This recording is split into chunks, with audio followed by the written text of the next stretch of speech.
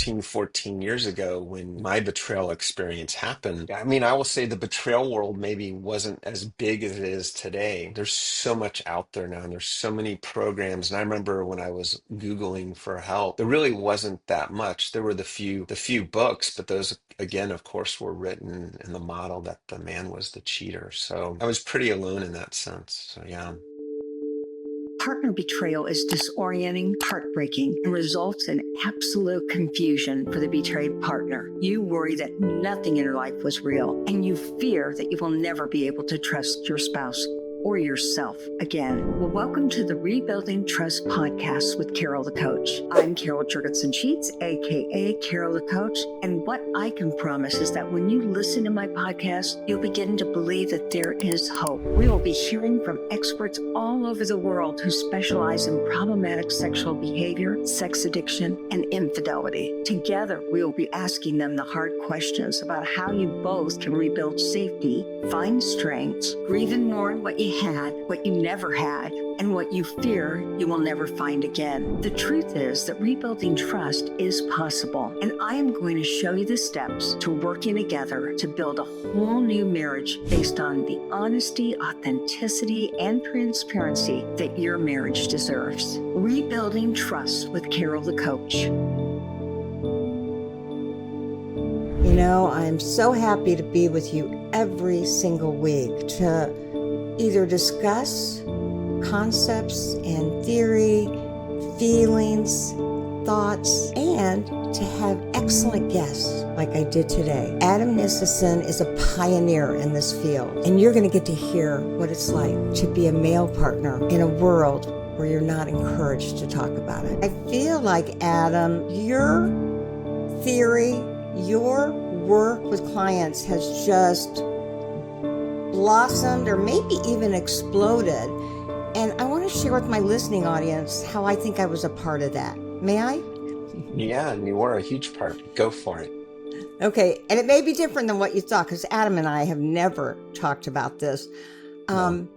I was in a CSAT training, and for anybody who doesn't know what a CSAT is, it's a certified sex addictions therapist training. And I saw Adam's name, and I happened to supervise his wife. And so I said, "Hey, nice to see you. This is Carol Sheets, and I love your wife, Judith." And he didn't respond. And I had a feeling that he had not seen that chat come through. And I still don't remember.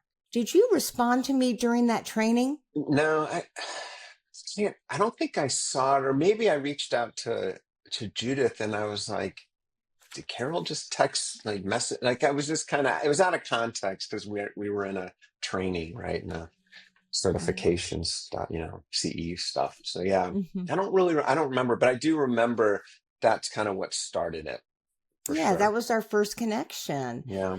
Yeah. And then Adam has this incredibly creative part of him. And so he was emailing me to say, "Hey, what do you think? Do you think the field needs this? Or I'm a little bit interested in that."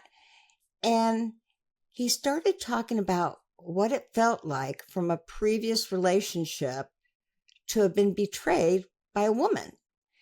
And so I Yeah. said, "Hey, I would love to use that as a training for my early recovery couples empathy model training." That's IRCM.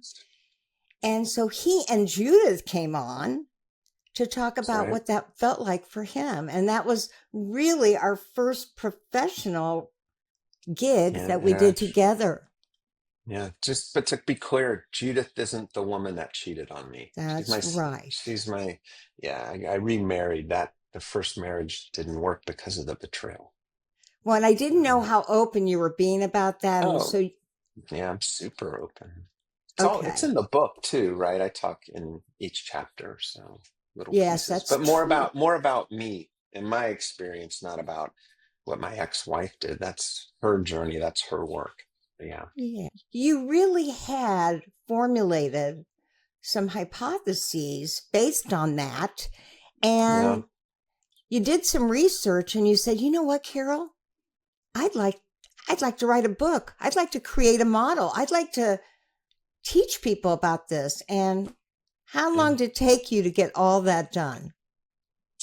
It took well, here it took about a year, but I was already doing stuff in pieces before that, right? Like it was there and it was right. And I was having clients that, men, I only work with men in my therapy practice. And it was interesting to me, like 6 months, a year or two, I'd have guys start to admit to me that they were cheated on or this happened, and I found that really interesting because I feel like most of my clients, we usually have a pretty deep, good, trusting connection. And for them to take that long. And so we would talk about that and the shame, like even Mm-hmm. shame for them to tell me. And then I would tell them, well, I know what you're talking about, and because I went through it too. And I realized, yeah, I hide it also. It's such like a scarlet letter. So all that started. And then Judith with you. And then talking with you, and then I kind of asked you permission. Should I write a book like that? That's Mm-hmm. kind of, and I knew I had it and I wanted to, and I knew it's where I wanted to go. So, but you know how it is in life, right? You have to hear something two or three times till yeah, I think I need to do that. So yeah. Well, and I was so impressed because when you asked me, he's a very curious person and he follows my second largest, most important coaching principle, and that is go in for the big ask. So he would be constantly asking me, well, what do you think about this? What do you think about that? What do you think about this? And literally, I think it was a year and a half later, everything was done. I mean, Yeah, I know, it's a yeah, and it's an incredible book. Will you tell our listening audience the name of your book? sure. Actually, because I knew we were talking today, I actually I have a copy here. Let's see the Yeah. shine. It's called A Man's Guide to Partner Betrayal.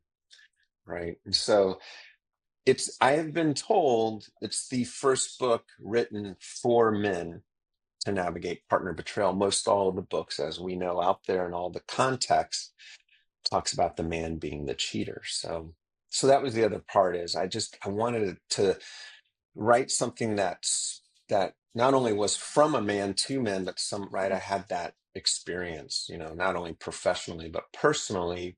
And I thought that was important. And I wanted to write something in a way that men would connect with, right? So I don't use fancy language. Carol, I've had so many guys tell me, I love you have bullet points in the book, right? And that's such a man thing, right? And I bullet point all the time in everything I do. So yeah, I wanted to make something that kind of gave men something where they knew they weren't alone and they weren't crazy and Mm-hmm. that their feelings were valid. Mm-hmm. That's the main part of, I think, the book is just to help them navigate it, like the title says, kind of. Well, it really has a twofold process. I've read the book and I loved the personal story as well as I love the characteristics that you've seen in men that have had this experience because, as you Um, said, it's about shame, and women are pretty oriented because it happens so much to women to say, oh, he cheated on me. Oh, he was a sex addict. Oh, he yeah, had three affair of course he partners. did. Yeah, Yeah. And so there's shame around that, but there's not shame about talking about it. And that's what you found as you developed this model. And yeah. so, and in the book, you go into the model. So tell everybody the name of your model. I think the Well, men will love it. I call it the MBT recovery model. So the term I coined is masculine betrayal trauma. Uh huh. Um, and I have 7 stages, and I'll tell you this, Carol, like you have so many great books out there, and you wrote the foreword to my book. One of the things I'm discovering as I'm getting into this, and it's only been, out, what are we like, September? This year's already going fast, right? Mm-hmm. Mm-hmm. The book's been out for 9 months, right? And I feel really blessed, and I see, it's just things are just really going quickly and that's because there's a need. But as I'm getting deeper into this work, I'm starting to even notice, like, I think I'm gonna have to do a revision of the book. I'm gonna have to do a second edition because I'm finding so much else out. But I am not answering your question either. And the model, right, has 7 stages. But what I'm really learning is, I think the two most important stages are, one is the ego wound, and the Mm-hmm. other one's around anger and the projection, and how, men were taught now today in society, right? We can't be angry, and anger's scary. Mm-hmm. A lot of men that I work with tell me that they just have to hold their anger in, or no one understands their anger, or their anger's not safe. And I'm finding when I work with men, if I get them into their anger, what I call healthy anger, which some Mm-hmm. people think that sounds crazy, right? To use those two words together. Not But at when I all. I know, but I think it's one of the most important things, because when you can get past, when you get through your healthy anger, when you can process that, that's when you get to heal, Mm-hmm. So I'm really discovering that is a big part of this work. And then the other thing, I started doing men's betrayal groups, from the book work. And I'll tell you Wow. what's devastating to me, Carol, is I have men, like, I thought it would be mainly guys, like, yeah, the D-Day, the day I found out 2 months ago, a year ago, 6 months ago. I have men, I don't have statistics on this yet, but if I tell you that the average is anywhere from 10 to 15 years ago were their D-Days, and they are just now doing the work. They just now can't hold on to the anger anymore, or how they've played small in their life. And that's hard to hear. Like, that's just painful to me, that so many men are out there struggling for so many years, and they're pretending as if. And Mm-hmm. so, that's part of my mission, is to not make this such, how do I call it, like a social stigma, that it doesn't mean you're less than a man. And actually, Yeah. some of the statistics I'm seeing, they're actually saying it's leveling out. Like, as many women are cheating now as men are cheating. And a lot of that has to do with just how technology, our society's changed. More women are independent and independently wealthy, and finding their power, or whatever you want to say. And so those statistics are really leveling up. So, Mm-hmm. which tells me we have, an equal problem on both sides. Well, you talk about two important things there. One being that they haven't been able to work on it, and they may have 1, 2, or 3 decades of dealing Yeah. with it by themselves. And I am a big believer that anger is positive, and if we can help people to externalize it, it helps them Yeah. then go and surrender to what happened to them so that they can move forward into post-traumatic growth. I mean, that's what Yeah. all my books are about. And interestingly enough, I don't know if your men are still with the betrayer or not, but I Yeah. A find, lot of them are. oh, good, Um, because I find if the betrayer witnesses the anger in a safe way and even contributes to that by acknowledging it, by validating it, by yeah. reassuring them, wow, that is a powerful experience. And um, the betrayed really feels affirmed. Yeah. But you said something in there that caught my ear, and you used the word surrender.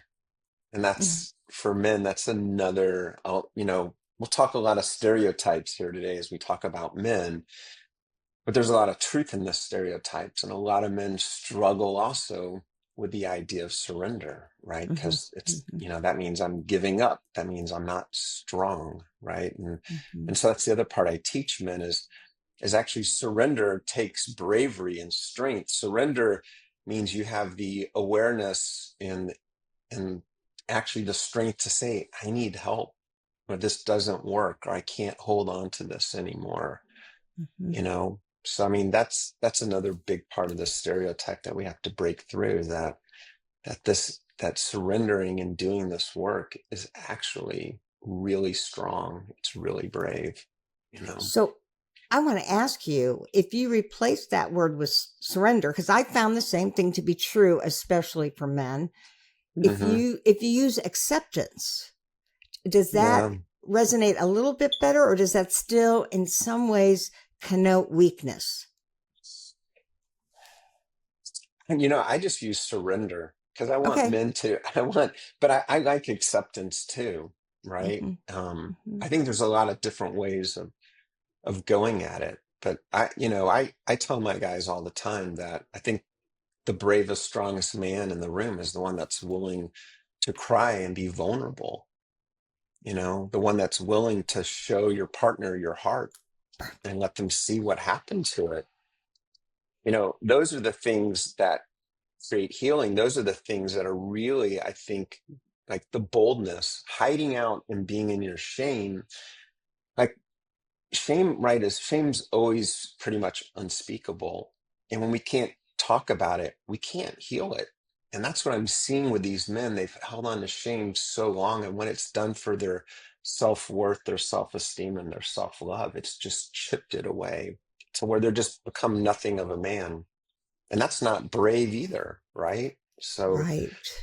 so yeah, Okay. So we've yeah, determined there really are some differences between men and women and having been betrayed.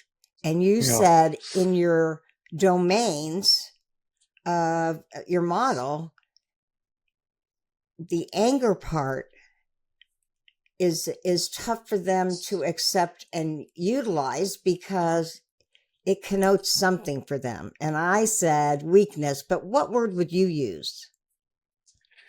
So you're saying like what in not using their anger? Mm-hmm. Is that I mean, I think men don't use their anger because they're afraid of it. Mm. Yeah, you said that earlier, and I thought, Yeah, wow, you would think men would really be good at using their anger because they've been taught to fight for things. yeah. But I have so many men that they just tell me, I'm afraid of my anger. I'm afraid of what I might really do or say. Okay. Or the ones that did do their anger, it ended up being about their anger and not about their experience or what their partner did. So, it's a catch 22 for men, I think, Hmm. really. And so then the other thing you said, which I know our listening audience wants to know more about, is they may have more difficulty with the ego phase. So would you Um, just go through your model, share all the domains, and then let's go back to ego? yeah, yeah. So of course, I think men and women, my first stage is it's the initial shock and the ego win. Women, everyone's going to have that initial shock, that denial, that spiral, all that kind of stuff. Hmm. The second part is self-worth, Hmm. right? Because this totally kills your sense of self, questioning Hmm. yourself, questioning your worth. Why me? Was I not enough? Did I not do X, Y, Z, right? I'll bounce here real quick. But what what the individual doesn't know when you're betrayed, what you don't know is it actually has less to do with you often and more to do with the person that did the acting out, did the cheating, right? So Hmm. it's more about their worth than yours. Then the third stage is what I call anger and projection. And then from well, that was a weird accent. And then from there, we go into competitiveness and jealousy. And I know both sexes get into that. Men get really, right? Because like you were alluding to earlier with anger and all that, well, men also get very competitive. I know women do too, right? And this isn't a competition, but I think how men maybe show up in their competitiveness. And I could talk about that later.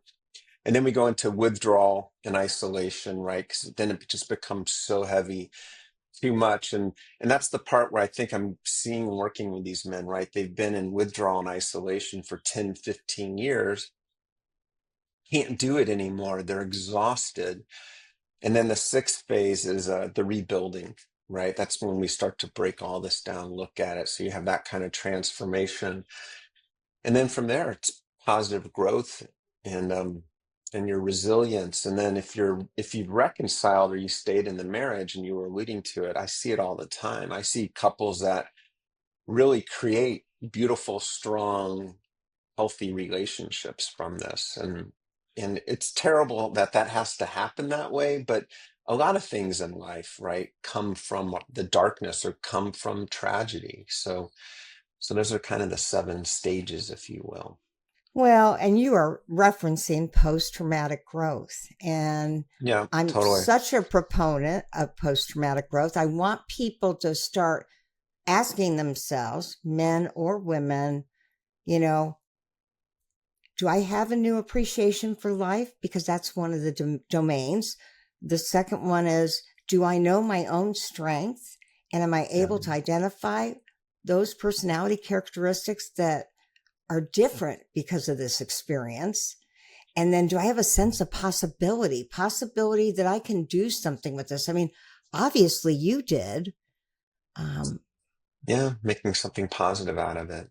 I mhm. mean, but not everyone's wired that way. It also took me a long, I mean, I was in it. I did a lot of my own work on it, but 13, 14 years ago when my betrayal experience happened, there was, I mean, I will say the betrayal world maybe wasn't as big as it is today, right? There's so much out there now, and there's so many programs. And I remember when I was Googling for help, just really, there really wasn't that much. There were the few books, but those again, of course, were written in the model that the man was the cheater. So yeah, I was pretty alone in that sense. So yeah. I've got a post traumatic growth online course. And in that Well, course, I have 8 women who talk about how they got there. And then I have a couple and they talk about how they got there. And then I have one man. And I was asking all my clients that were men, past and present day, will you do this? And they went, no, we're not going to put ourselves on an online course. Well, mm, the man that said yes was not my client. I totally got that, and I would never want anybody to do anything they didn't want to do. of course not. But he said, "I'm here," and he was angry. He said, "I'm here because there's no flippin' resources for me, and I'm an alcoholic in recovery, and I'll tell you what, I have to go to AA to get my help for my partner betrayal." And Mm, I said, boy, I remember a day that men got released from the hospital with sex addiction and they had to get their help from AA too because there were no Sex Addicts that's awesome. Anonymous meetings. So I Yeah. said, I promise you, hang in there. This will happen for you. And Adam, I mean, you are just an amazing resource for this world.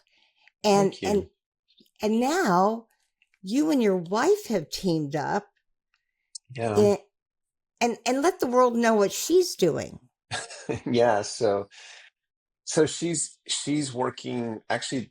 One of the things she's really been getting into this year is she's working with actually a lot of the wives of the men that I work with. So the women that are the betrayers, and she loves it. Actually, we probably talk about it too much, but she's so excited about this work and seeing these women in their shame. And that's the other part. You get this dynamic. The man goes into shame, Carol, right? And his ego wound, right? And trying to figure out what his masculinity is. And the woman, she goes into her shame. How can I do this? What kind of person am I? This isn't what women do. And it creates such a huge gap that it makes healing. I find in this work you have to do your own individual healing, Mm-hmm. but if you both can also do some of it together, it goes faster. Mm-hmm. It's just something about it so much more beautiful when you both are in the mess together and you can see each other messy. and then you can watch each other grow and you get to do it together. I think that's part of the beauty of this work. But yeah, Judith's doing great work, and she's getting ready to start some women's groups and stuff like that. So, and we're even talking about doing some couples retreats stuff where we lead and do small groups and stuff. It's good work. It's it feels good. It's Mhm. important work, like you keep saying. And we use your books all the time, of course. So because Well, you're like the I leader in just all this in happen, many ways. Yeah, you are. I You just really. happen to have my book, uh, Yeah, and let's see and it. That's the new one. and chapter 4 is Yeah, about male betrayal. And I was trying to figure out where I should put that, and my inclination was to put it in the back of the book, because I see more women that have been betrayed, and certainly more couples where the woman has been betrayed. And the more I thought about it, I said, I want it in the front of the book. I yeah, want to be part of the healing, and I want our couples to talk about that if it's been in their past, you know, yeah, and to put it in the back of the book just didn't seem right. So it's chapter 4 in the helping couples heal from infidelity, not sex addiction, but infidelity, and find love again. We certainly know there are a lot of female sex addicts, and that yeah. is the world that we are in together professionally. But I branched out to infidelity because the dynamics are a bit different. And I don't want somebody to be labeled a Yeah, sex sex addict. addict. Yeah, not everyone who cheats is a sex addict, for That's sure. right. That's right. Yeah, So I had that internal struggle, and I'm glad that I went with it. And again, we talk about your model because it is a way to teach clinicians and coaches to theoretically and conceptually look at how men are different than women yeah, generally. Yeah. yeah, big time, for sure. Uh-huh. And I do want to have your wife on to talk about the work Yeah, she's doing. I Mhm. know well, you are one of her mentors, so I'm Mhm. sure, I'm sure she's waiting. Actually, she knows I'm here today, of course. So yeah. Well, when I didn't know what platform you were using, I was going to reach out to Judith and go, hey, are you doing Riverside? I might need your help. Because she's got a podcast right now. Yeah, And she actually just launched hers too. So, which is funny. We both, right? Mine's called Men Get Cheated On Too. I forgot the name of my podcast. It's only been 2 months, but yeah, Men Get Cheated On Too. And her podcast she just started is Women Cheat Too. oh, I like So that. yeah, Mhm. so yeah, so and right now we're both kind of just doing the same thing where we're just each episode we have a topic and it's just us talking, and they're short. They're like, anywhere from 7 to 10 minutes. Mhm. And in the future we'll both have guests and stuff on our podcast. Maybe we'll even have each other. So yeah, That'd be good. yeah, Well, let her know. And for I'll you tell too. her. Yeah, I will definitely Maybe want her on. she'll just watch this episode and she'll find out. That's even better. That is good. Yeah, isn't that good? A I won't healthy tell her. secret. So, so obviously you wrote the book and Yeah, you're creating the groups. Um, yeah. Tell us a little bit about where they can find that stuff. And um, you've already told us why you went into it. Tell us what Mm. professionals are saying about this, about your betrayal model. Yeah, I'll tell you a little bit of all that. So, because of all this work, I kind of separated it from my CSAT, my sex addiction therapy work. So, I have a whole nother website. I have a whole nother, I guess, persona. I call myself the Betrayal Shrink. And so the website's betrayalshrink.com. And then one of the things I've done, I have I have a lot of blog articles and stuff like that. Also on there, I have an assessment that I created that a man can fill out, and it kind of will show him where he is on his betrayal journey, and the emotional impact, if you Mm-hmm. will. And Mm-hmm. so I have that, and that's a free resource. All the blogs are free resources. My podcast, of course, are on there. And I've created some online courses, mainly around like navigating boundaries and stuff, which people struggle with after betrayal. And another one called The Worthy Wound, helping people find their worth again. So I have all those resources. And I have tons, if you work with me, I have tons of handouts. I'm kind of like you were saying, I'm a creator. So I find people like things they can kind of hold, even though everything's digital, right? But like, do you have something I can read on intrusive thoughts? Do you have something on boundaries? So I'm kind of always creating like that in ways that people can understand and help them navigate something that's, it's hard to comprehend things when you're in trauma, right? When you're Mm-hmm. spiraling. So I really try to simplify things and stuff for people to use. And then in the therapy world, I'm it's great because therapists are being really receptive. Um, I'm getting a lot of emails from other therapists. I'm helping therapists with resources. Actually, I just did something with ITAP, which is part of the CSAT, talking about this with other therapists, which was Right. great. Yeah, which was good because that therapists need to have this conversation. Therapists need to know that the way men navigate this situation is so different. And so I'm really working on that. And actually, another way you inspired me, you don't know this yet, but I'm actually working on a model to teach therapists how to do this work. And I have a therapist friend of mine. His name's Trevor Hardcastle. He's a EMDR supervisor and trainer, and we're creating EMDR models because there actually are no EMDR models around this either.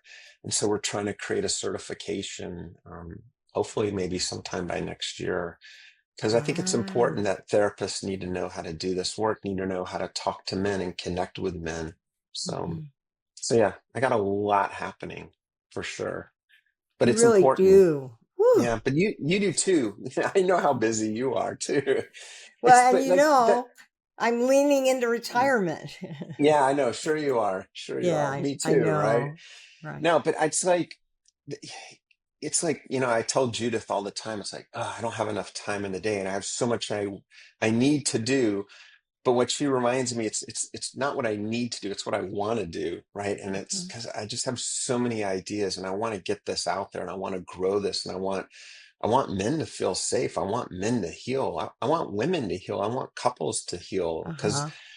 this stuff's so toxic and it gets passed on. Like I have so many guys I work with that, like, yeah, my dad cheated or this, right? And they witnessed it, and they never quite understood the impact of holding on to what they witnessed growing up. So Well, yeah, I had the early recovery couples empathy model, and yeah, that's IRCM. And you need to come and at least get trained, if not certified, I because then know. In my free time, I'll let you use that stuff for your model. yeah. Well, I'm we all should about talk. We can abundance. we can talk offline about that. How about that? That's a deal. Absolutely. Okay, But good. I'm just saying, I follow what Judith's model is, the multidimensional partner trauma Yeah, model, but I changed it for couples. And I find that when you help couples to feel safe, and in your case, it probably isn't safe, is you help the male in the coupleship get honest about how they've been affected and get to know themselves better, more. Yeah, for which sure. brings a whole new level of depth and reflection and introspection. And then if they do that anger, grief, mourning, and loss work of what that meant, and as you said, with an extra level of what does it mean to deal with it now when it's been locked up for so many years? Yeah, yeah, Then they get over to post-traumatic growth, or as Apsatz calls it, restoration of self, Restoration. Yeah. and Yeah, go ahead. I was gonna. the coupleship. That's what and Yeah. sometimes even their sense of the world, because when something like this has happened, it can really shake up a person's sense of, why did this happen to me? Why did God do this to me?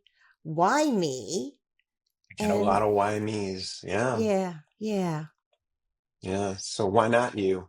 Like, Hmm. there's something there. Like, that's the other part of this work I love is not only do you get to heal, hopefully, from the betrayal, but the Hmm. growth that you get to have and you get to learn. And as much as the work's about the betrayal, so much of it's not about the betrayal, Hmm. And I think, you know, to use a stereotype, men aren't always big on therapy and going to therapy. I can't tell you how many guys I work with. Oh, my wife said I have to do this, right? And I always tell Hmm. them, well, if that's the case, I don't know if this is going to work for you. You have to want to do it.